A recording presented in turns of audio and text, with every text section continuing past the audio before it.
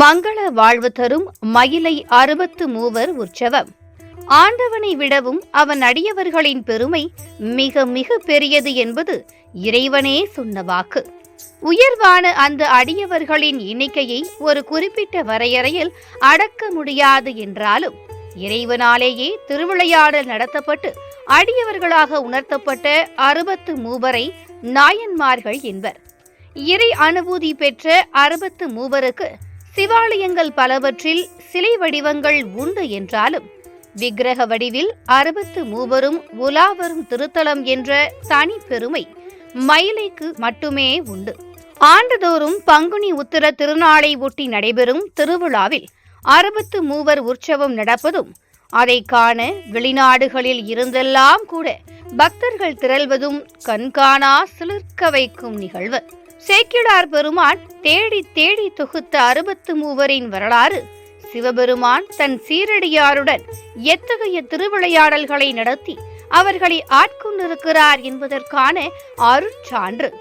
பக்தர்கள் தாங்கள் பிறந்த நட்சத்திரத்தில் 63 எந்த நாயன்மார் அவதரித்திருக்கிறார் என்று பார்த்து தங்கள் பிறந்த நட்சத்திரம் அமையும் தினத்தில் அந்த நாயன்மாரை ஆராதித்து வர ஆயுள் ஆரோக்கியம் பெருகும், வாழ்வில் எண்ணற்ற நன்மைகள் கைகூடும். ஈசனின் அருளை நேரடியாக பெற்ற ஈடில்லா நாயன்மார்கள் 63 இணையில்லா தரிசனமாக கைலைக்கு நிகரான மயிலாப்பூரில் நடைபெற்ற 63 திருவிழா பாருங்கள். பரமனடியார் தரிசனம் பரிபூரண நன்மை தரும்.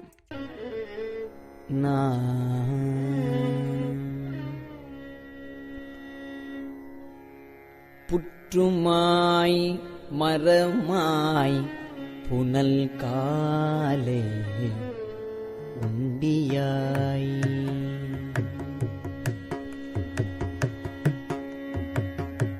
புற்றுமாய் மரமாய் புனல் காலே உண்டியாய் அண்டவாணரும் பிறரும் பற்றியாரும் நின் மலரடி காணா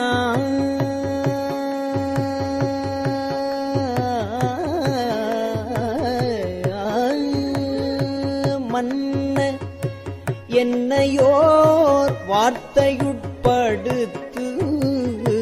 பற்றினாய் பதையேன் மனம் மிக உருகேன் பரிகிலேன் பரியா உடல் தன்னை செற்றிலேன் இன்னும்